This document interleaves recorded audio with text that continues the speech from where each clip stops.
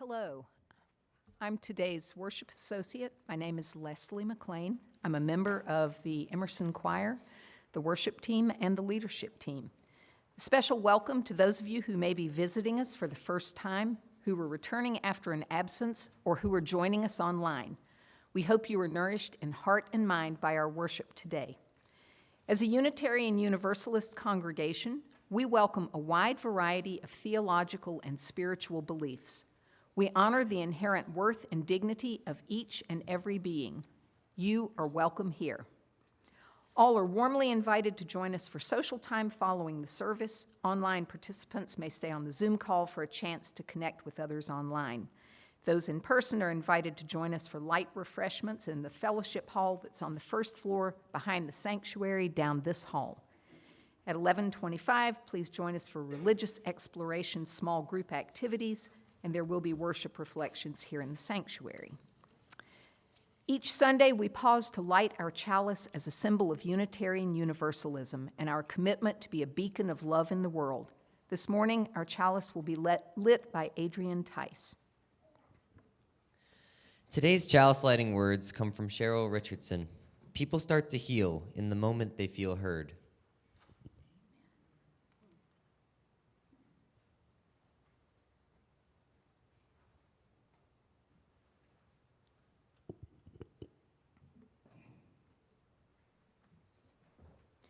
Now, in the spirit of love and the beloved community, let's greet and welcome each other to this new day as we share our congregational affirmation, "We need not think alike to love alike." Now, let's greet and welcome each other to this new day.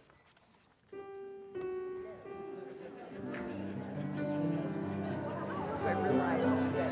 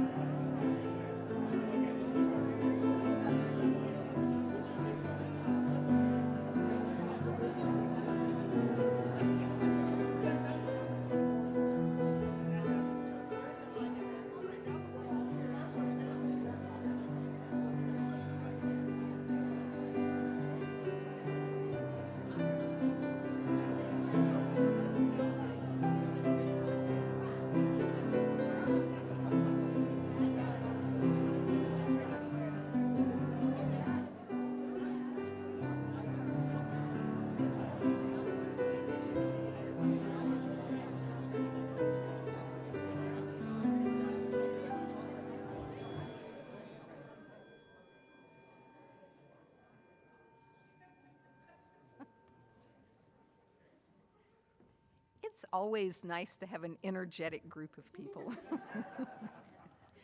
So our opening words this morning come from the Reverend Gretchen Haley.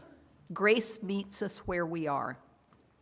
There is nothing you need to bring with you to be welcome here. No right beliefs or proof of citizenship. No eternal optimism or clarity of conviction. No boundless courage or endless expertise. You do not need to know what brought you here or how you will solve that problem you are turning over and over in your mind. Your bills do not need to be paid, and your checkbook can be a mess. Your children may have been up half the night. Your hearing aids may not be working, and your knees may be creaking. You do not need to be already perfect or even halfway to belong in this circle where grace meets us where we are, but does not leave us as it found us, where love resides in each of us, yet is somehow more than all, where life still pulses and rages and heals and transforms, creating us and this day anew once again. Come, let us worship together. Our opening hymn this morning is number 188. Please rise in body or voice as we join together to sing, Come, Come, Whoever You Are. And some instructions about this one. We're going to do this all together, and then we're going to do it in a round. So we have 4 leaders from the choir, and you're going to be divided by sections. The first time through, we're going to sing the hymn together. Then follow your leader. We'll begin on my left, your right, group 1, group 2, group 3, group 4, and you will have a section of the choir that is also working with you. In a round, we will do it twice. So once all together, twice as a round.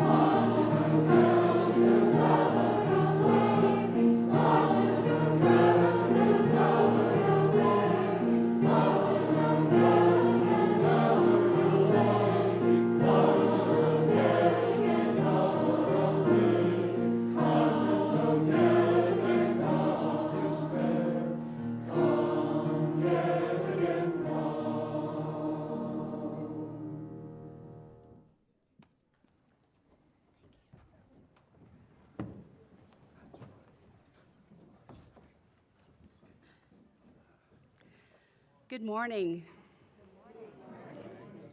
I'm the Reverend Christina Branum-Martin. It is so good to be with you today. And we are going to participate in the celebrations of our joys and come together to acknowledge our sorrows and our concerns. And Susan Ullman is going to help me with a new ritual that we're doing. An acknowledgement of our pleasures and pains and satisfactions and regrets, we celebrate with stones. The stones have weight, and they are smooth. They are indicative of both life's pleasures and pains, and they are heavy. And sometimes the things we carry in our hearts are heavy. And the water receives these stones with ease and with calmness. And each week in the back of the sanctuary or online, you are invited to share what you are carrying. You can write a joy or a sorrow or concern in the book. Even during the week, sometimes I come and The choir is here on Wednesday, and I find something there on Wednesday night, and that allows for me to reach out and call you and be present with you. If you are participating in our community online, you can always email the pastoralcare@emersonu.org. Often, too, during the week, I come in and I find a stone already in the water. These stones are here for you as a sense of prayer and meditation and knowing that you are a part of a community that holds you. We begin today by placing 3 stones. And the first is in honor of the Cherokee and the Muskogee nations, of the indigenous peoples who lived on this land before us. The second stone is for those who labored on this land, who came to work this land without choice. And the third is for those who are hurting all around our world in current conflicts or war. We have some things to share from our community. The first, from James John. My family would like to share a joy. Catherine, my wife, has recently joined the Emerson Choir, and it has been revitalizing of her joy for music and singing, and we are really proud of her.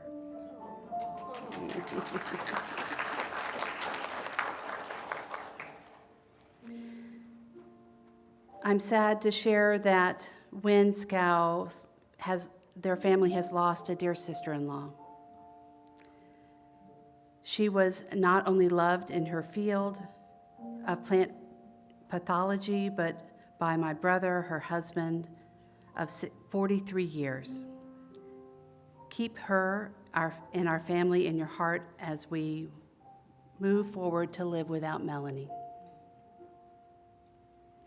And Sharon Sheffield shares that Don and Laura Heenan are trying to come to terms with Don's pancreatic cancer with a Whipple procedure that is pending, and they are carrying this heavily because Laura's brother died from this. Please pray for strength and love and a miracle healing.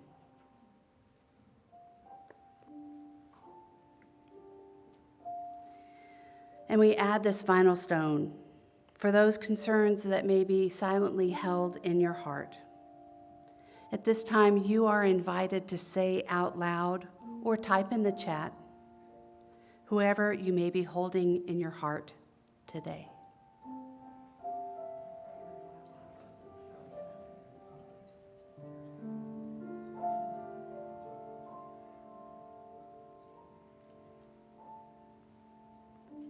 Would you join me in sharing the Buddhist prayer of loving kindness?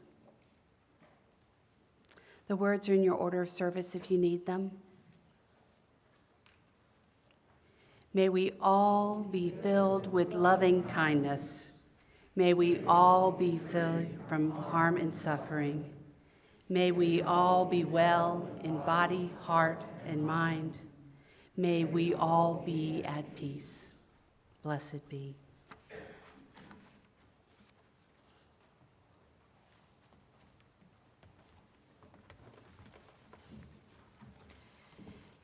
Our Share the Basket partner for August is The Extension.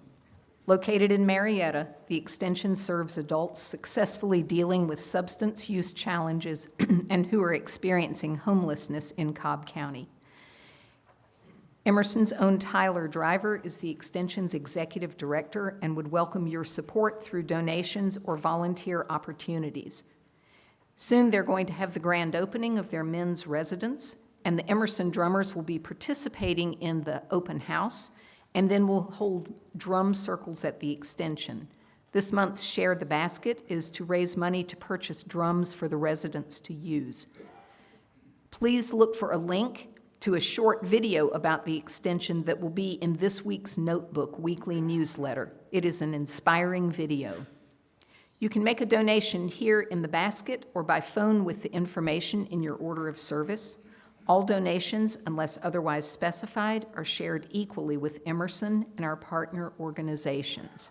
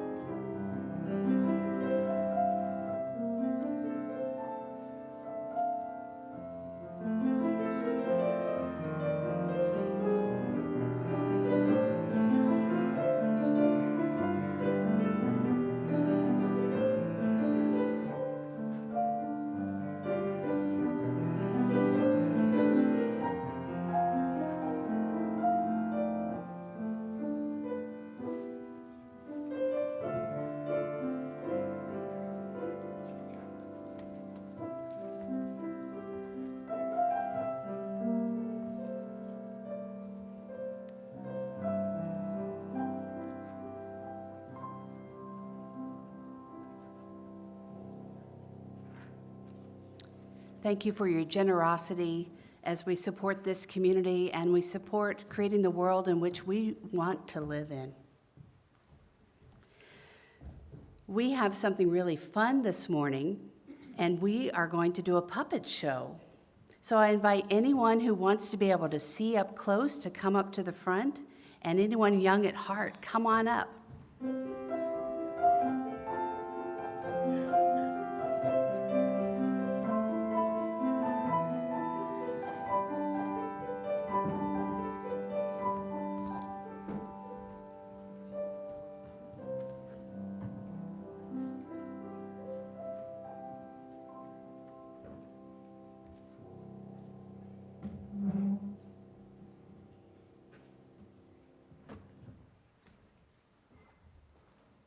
Am I on? Yes, I am. All right.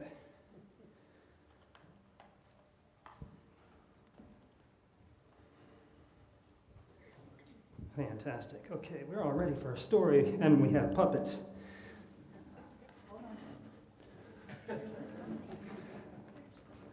Puppets take a little preparation.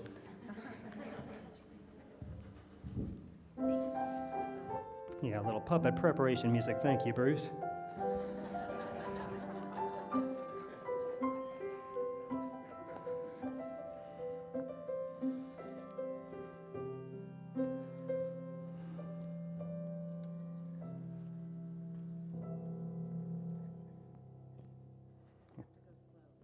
All right. As you can tell, from our beautiful puppet theater we have here, we've got a title card so you can tell. The name of our story today is The Rabbit Listened by Corey Dorfield. One day, Taylor, this is Taylor, decided to build something. He decided it would be something new, something special, something amazing. And he did. He made the most amazing block tower building castle that he had ever made. Look at how amazing. It's amazing. It's like the best thing ever. But just then, right after he was all done and he was admiring what he'd been able to accomplish, Daryl, the dragonfly, was in the neighborhood, and he got something in his eye and he couldn't see. Oh, he dove down not knowing where he was going, and guess what? He broke the building. Poor Taylor. He'd worked so hard. It was the best building he had ever made. And then this happens. Oh. Taylor curled up in the corner and just hugged his knees. The chicken was the first to notice. There she is. Cluck, cluck, cluck. What a shame. I'm so sorry this happened. Let's talk about it. Cluck, cluck. But Taylor didn't really feel like talking. So the chicken, feeling a little impatient with Taylor since he didn't want to talk, left in a huff. Next came the bear. Grrr, arr, how horrible. I bet you feel so angry. Let's shout about it. Grrr, arr, grrr. But Taylor didn't feel like shouting. So the bear got fed up with Taylor since he wouldn't shout with him. Wise old owl was next. He was at the library. It took a minute to get here. Hooty hoo hoo, I know just what to do. We just have to think logically about your building. We can fix it. You just have to be wise like me and remember exactly the way things were. But Taylor didn't feel like remembering. So the wise old owl gave up trying to help too, and he stormed off. One by one they came after that. Hyena said, hee hee hee hee hee, let's laugh about it, hee hee hee hee hee. The ostrich said, gulp, let's hide and pretend nothing happened. The kangaroo said, tisk, tisk, tisk, look at this horrible mess. Let's just throw it all away, get rid of it all, just give up. And then there was the snake. The snake said, shh, let's go knock down somebody else's. But Taylor didn't feel like doing anything with anybody. So they all got offended, and he turned them all down to the solutions to his problem, and they all left feeling kind of mad at him. Well, all of them left mad except for the hyena. He was actually still laughing. And Taylor found himself completely alone. He hugged his knees even tighter and put his head down and just sat and was very quiet. He was so quiet that Taylor didn't even notice the rabbit. But it moved closer and closer and closer.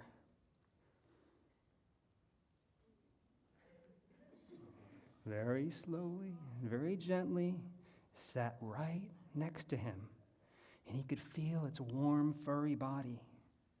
Together, they just sat in silence until Taylor said, "Please, stay with me."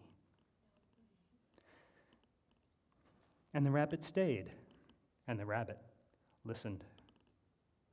The rabbit listened as Taylor talked. The rabbit listened as Taylor shouted. The rabbit listened as Taylor remembered and laughed. The rabbit listened to Taylor's plan to hide, to just throw everything away, to ruin things for somebody else. And through it all, the rabbit never left. And when the time was right, the rabbit listened to Taylor's plan to build again. "I can't wait," Taylor told the rabbit. "It's going to be amazing." And it will be.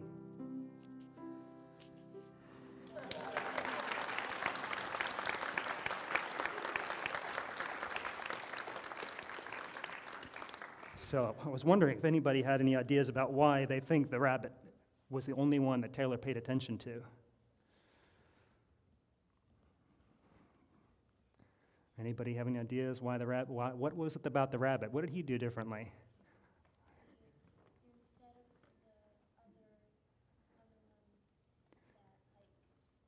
had their own ideas and didn't listen to his and kept going on about theirs, the rabbit just didn't say much and listened to him instead of saying. Yeah, exactly. So what she was saying is that Taylor obviously really appreciated the fact that the rabbit was the only one that just showed up and waited to see what he needed instead of showing up with their idea of what he would need to make him feel better. That's exactly what I thought too. Okay, wonderful. Shall we stand and sing our song of dedication?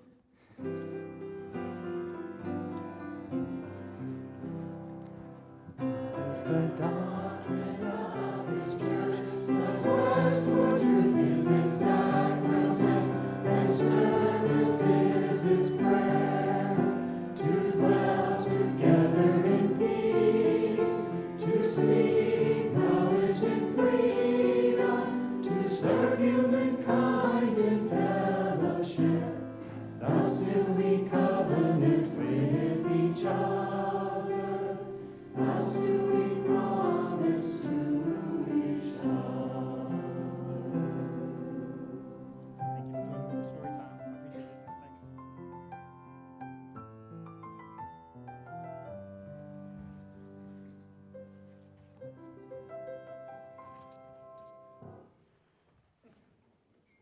Thanks.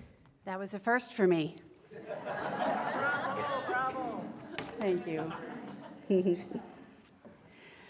The board didn't put that on the job application.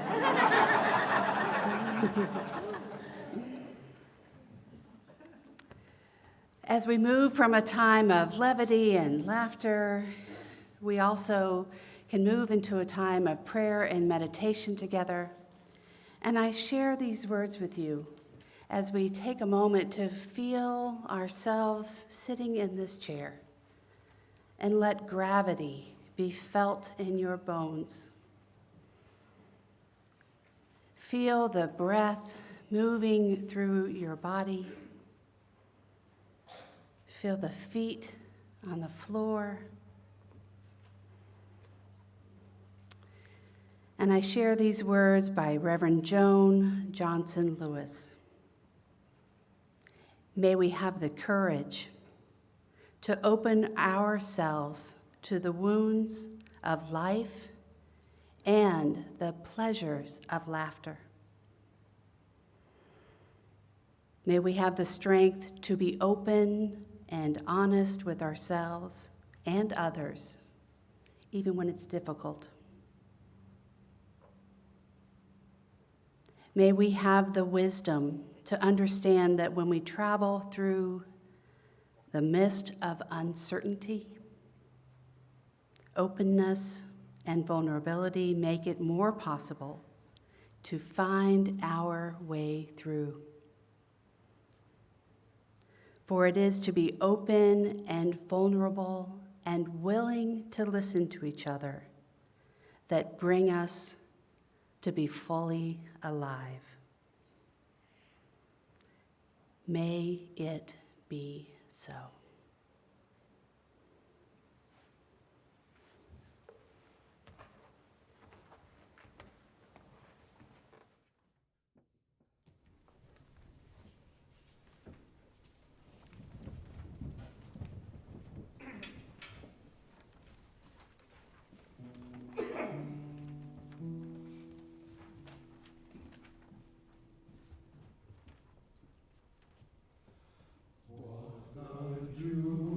To the flowers, gentle words are to the soul, and a blessing to the giver, and so dear to the receiver, we should never withhold. What the dew is to the flowers, gentle words are to the soul, and a blessing to the giver, and so dear to the receiver, we should never withhold.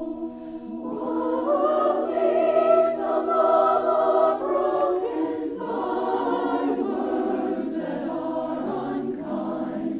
Then, oh, the gentle Spirit, my constant guardian be. Do to others be my motto, as I'd have them do to me.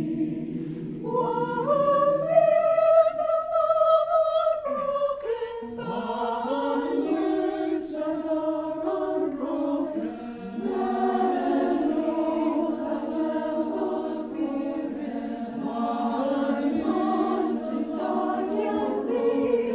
Do to others be my motto, as I'd have them be my motto, as I'd have others be my motto, as I'd have them do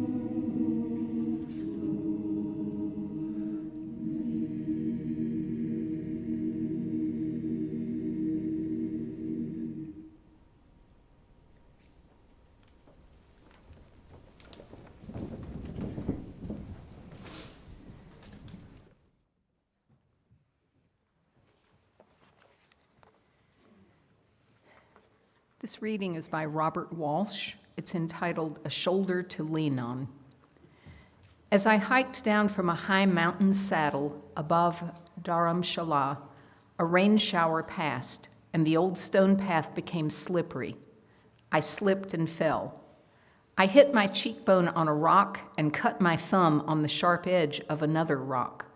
It hurt, and I was afraid that I might have broken something, afraid that I might get some awful infection from the wound. My climbing companion came quickly and sat with me until I got over the shock and was able to stand. We started down the trail again. I discovered that my tired knees were even more rubbery than before my fall, and I was afraid of falling again. I knew I needed some help. I said, "May I lean on you as we walk?" He said, "Of course." I put my hand on his shoulder and leaned on him as we walked the rest of the way back to the town. It was not an easy thing to ask for help. I was taking pride in my ability to get up and down that mountain on my own 2 feet. My self-reliance had usually worked for me, but in that moment, I surrendered it. And my companion gave me his shoulder to lean on, just like it says in all those songs. If one day you should stumble along life's path and injure yourself, and you may be sure that you will, listen for the rhythms of a deeper support than just what you hear from within. There are currents, tides, rhythms of creativity, often expressed through the kindness of others, that can hold us up, heal our spiritual wounds, and move us along towards Dharamshala or wherever we are called to go.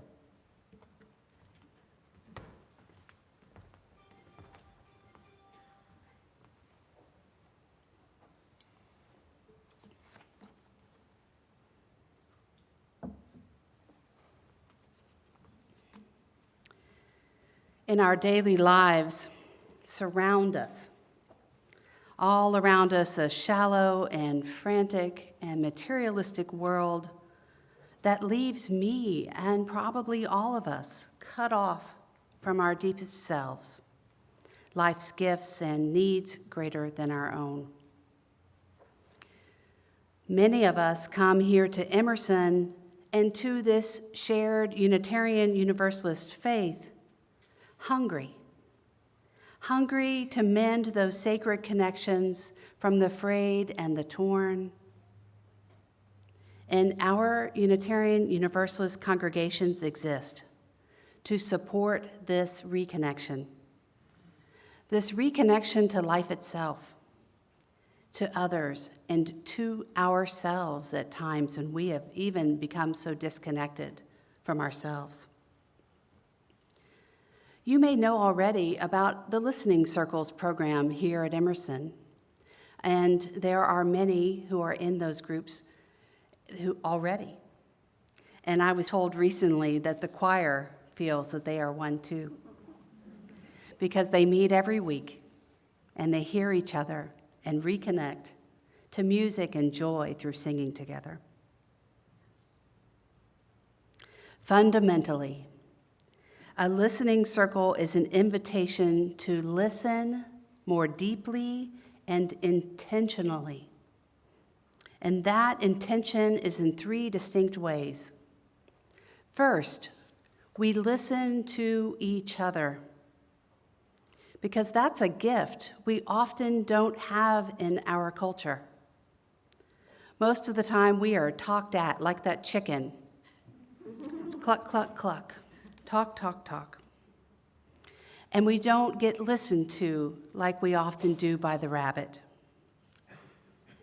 I don't know about you, but I often feel bombarded with information and demands, and they kind of drown out my own voice. And being listened to by trusted companions helps us hear our own voice again. And more than that, it gives us our story back, a sense of who we are, where we've been, and where we're going. Theologian Reverend Rebecca Parker puts it this way: there is a quality of listening that is possible among a circle of human beings who, by their attentiveness to one another, create a space in which each person is able to give voice to the truth of their own life. And there is a miracle of authentic narrative made possible by listening that holds still long enough to let their truth be told. Secondly, when we come together in listening circles, we listen to our lives. And this is not easy to do, directly or indirectly. We are taught often to see life as a challenge, not a companion. And the goal often is to conquer life. We've all heard that, haven't we? So if we listen to life instead of trying to conquer it, we're able to take another look and to dance with life in a new way. Through spiritual practices and questions explored, we can focus on our daily living, and we can engage in our lives and engage in the world not as an obstacle to get through, but as a host of perhaps holy voices calling us back to loving and living. Christian novelist Frederick Buechner beautifully captures the sacred way of engaging the world. He says, "You never know what caused them. Perhaps it was the sight of the Atlantic Ocean for the first time, or a piece of music, or a face you haven't seen in a long time, or the pair of shoes, old and worn, knowing someone's life had been lived in them. You can never be known for sure, but you know this. When you find a tear in your eye, especially when it's unexpected, it is well to pay close attention. Those tears are not only telling you the secret of who you are, but more often than not, the sacred is speaking to you through them, speaking to you of the mystery of where you have come from, and summoning you and pulling you towards where you go next. That is so beautiful. When we're in listening circles, we listen to each other, we listen to our lives, and we listen to our deepest selves. For introspection is often solitary work, but it's small group practice when we are together that goes inward and is a gift to be given to each other. Ironically, when we hear that small voice inside, it's sometimes when our friends are speaking it to us in the presence of an undisciplined way. Quaker teacher Parker Palmer explains about something in the Quaker tradition called a circle of trust. And I think it's very similar to our listening circles when done right. He says, "So what do we do in a circle of trust? We speak our own truth, and we listen to the truth of others. We ask each other honest, open questions instead of giving counsel or advice. And we offer to each other the healing and empowering gift of silence, listening, and sometimes even laughter.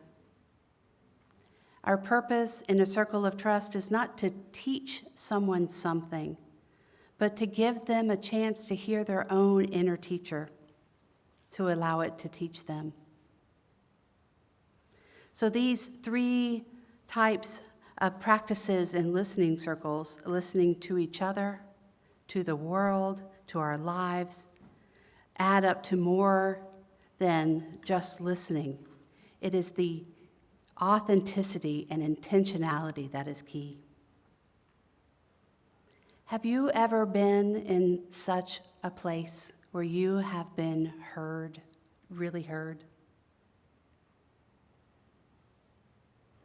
I remember the first time that I experienced that. It was in a group where I was asked to speak from my deepest self with vulnerability, and I began learning.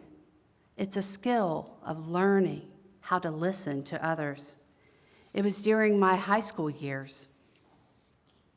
It was a time when I really, really needed the support of others, and perhaps your story is similar.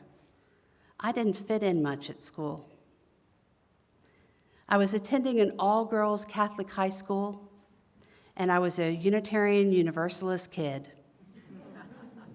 I did go by choice. It was a great academic opportunity. And I went so that I could learn.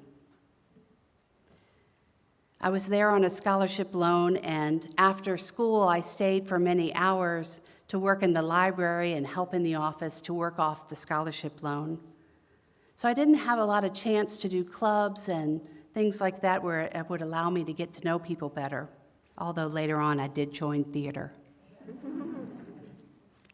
Maybe you saw from the puppet theater.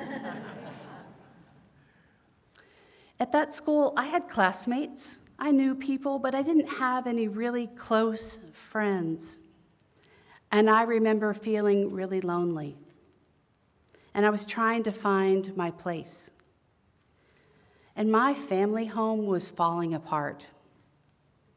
My parents eventually got divorced at the end of high school, and those years were an eventual play of all the hardships in their life.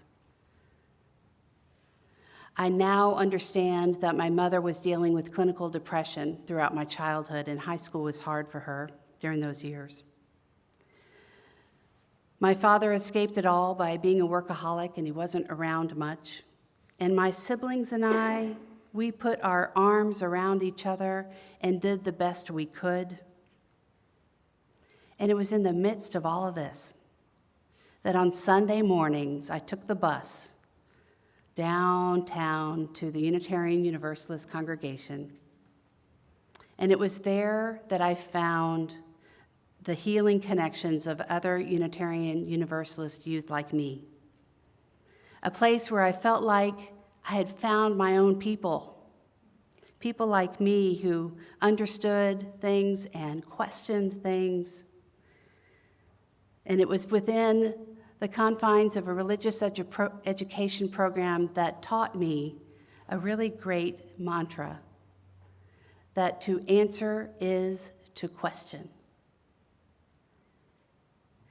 With the caring of youth advisors in the room and the guidance they gave us of learning how to listen to each other, we created sacred space. I can remember it now. We were in the corner room on the second floor in a room where they let us paint a crazy mural on the wall. Our group was called YRUU, which stands for Young Religious Unitarian Universalist. We met each week. We talked about our dreams and our fears and our thoughts. And we were, as a group, really living out the core of what Unitarian Universalism can be. That is, being in a covenantal community in which we give each other a chance to explore who we want to be in the world. And by really listening to each other based on our values, the shared values that call us together, love and respect and care for each other. Because it was not so important what we said, but how we were together. And I can tell you, this group really saved me. To be vulnerable in this way was not easy, yet we leaned into being vulnerable together.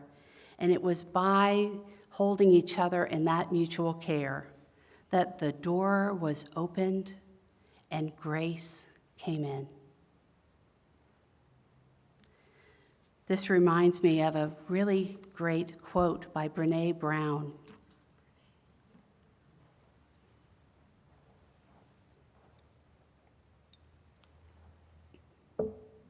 She said, "The word root of courage is cor, C-O-R, and that is the Latin word for heart.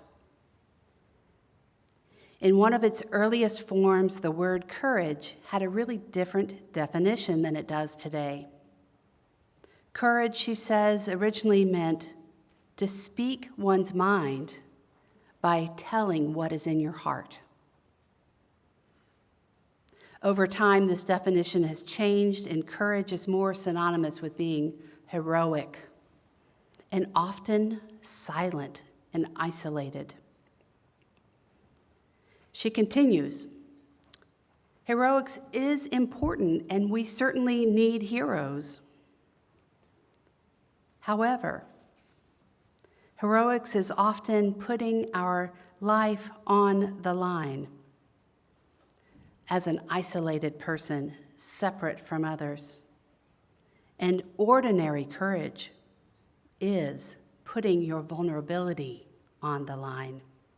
And in today's world, that is pretty extraordinary. I know that working with Michael Lukens here, I can see that there is an invitation open for our children and our youth to not only be together and have fun and learn about things, but they are given the opportunity to learn how to be together. And what a beautiful thing that is. I realize now, too, that in that YRUU group that I experienced so many years ago in that listening circle, that I had my first really religious experience, because it changed me. And it taught me how to open my heart to others with authenticity and compassion.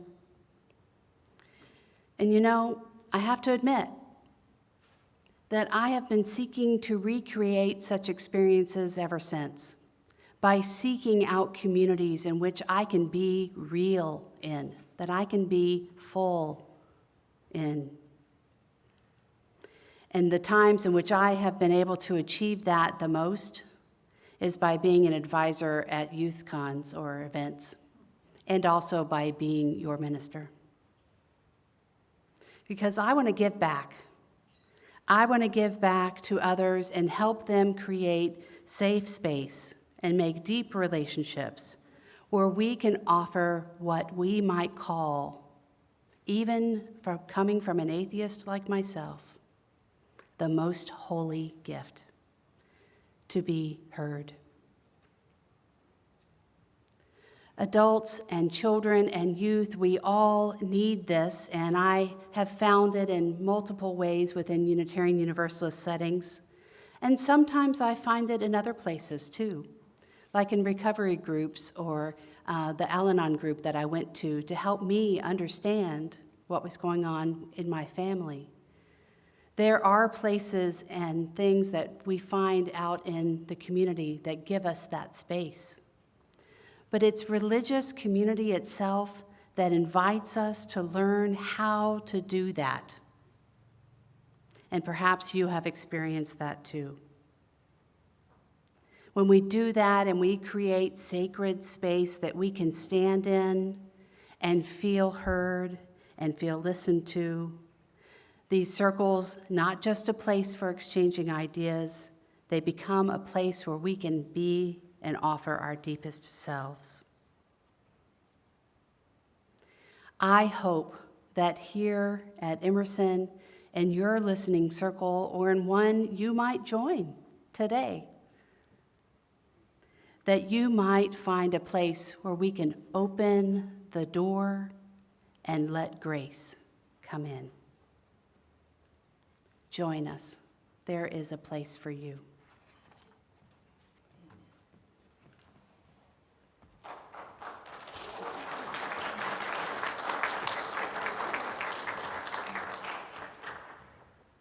Wait, was that for me coming up, or was that for you? Absolutely. Hi. I've got my 5-minute timer, so I can say enough, but not too much. You'll be able to give me your blessing, if you're so inclined, by saying, thank you for sharing when my time runs out, when my sand runs out. My name is Mark Cobb. I serve the congregation as chair of the Listening Circle Ministry. Thank you for having me. This place is dear to me. And we'd love to welcome you into one of our circles, or multiple circles, not against the rules. Also, you don't have to be a member of the church to join one.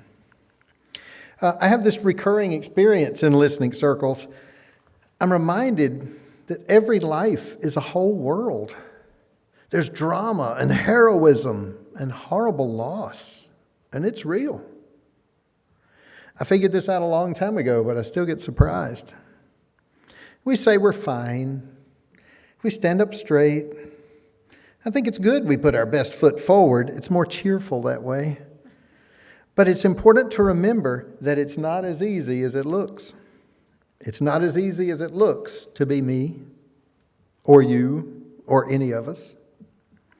It's so great that we have small groups that focus on creating a safe space for deep sharing.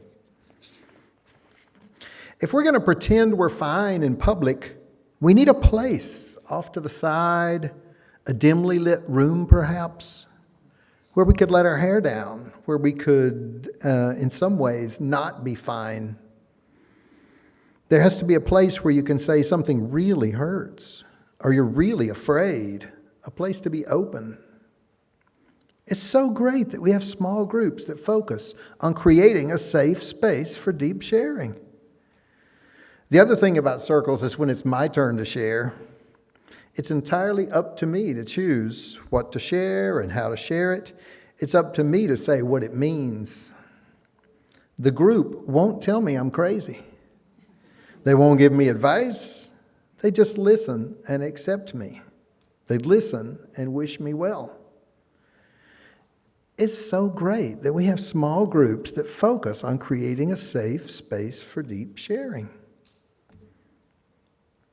I have an old friend in Nashville that I visit every couple of years. We had great adventures together when we were in our teens and our early 20s.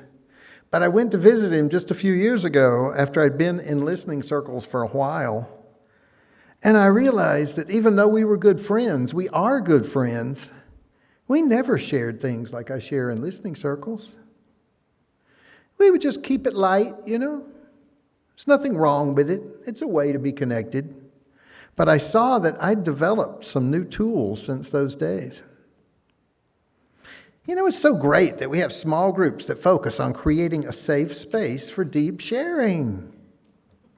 So today, I and some other facilitators will be signing folks up for listening circles. We got a little table in the hallway just outside the fellowship hall, and we'll be there for the next 2 Sundays trying to get you to join up. Also today at second hour, I'll be leading a sample listening circle across the hall in 125. If we get too many people for one group, then Melanie LeMay has graciously agreed to open a second circle if you want to try it out today.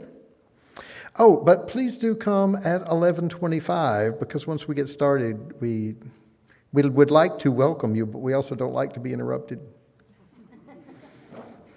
Got a little more sand? Oh yeah, a little more. Joining a listening circle seems like the best way to build ties to people in the congregation. When I first came, it was the men's group that brought me in. Walking into the Sunday service was different when I could step in and say, "There's Joe. I wonder if he heard from his son. And there's Art. I need to ask him about..." It feels different. It feels like you belong to a place when you walk in and you have business with people and you know what's going on with them. It's a meaningful way to really become part of the Emerson community. All right, still a few grains. Well, I'll just lead you into, we are going to sing Lean on Me. It's number 1021. I believe that would be the teal hymnal, but it will also be up on the screen. And let's stand and sing.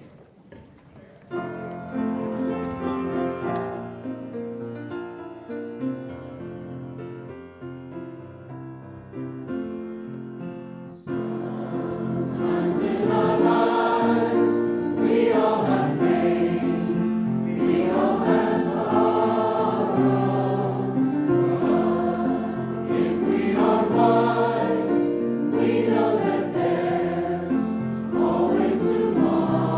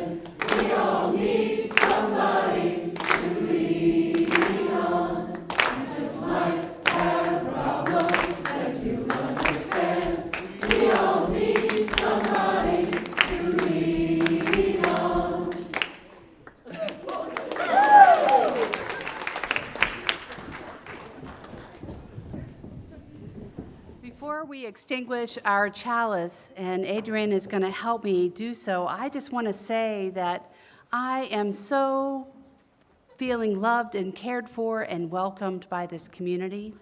And what a gift it is to have such a choir. Yeah.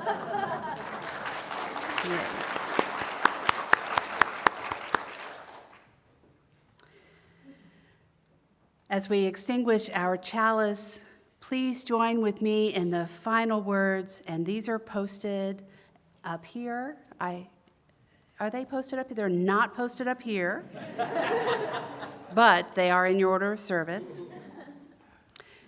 We extinguish this chalice, but not the light of truth, the warmth of community, or the fire of commitment. These we carry in our hearts and out into the world until we are together again.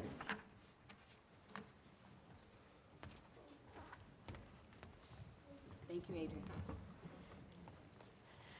All right, we hope you have been nourished in body, mind, and spirit with today's service. Next week, join us when Donna Melcher, who is a former member of Emerson, will, along with her partner, be leading the service. Following that week, Reverend Christina will be back in the pulpit. Other announcements, look in your order of service. After the service, after conversation in the fellowship hall, adult religious exploration does begin at 11:25. So sermon reflections, worship reflections will be here in the sanctuary. Mark mentioned that there would be a listening circle, and there are other things listed in your order of service. So as our service ends, go in peace and take peace wherever you go.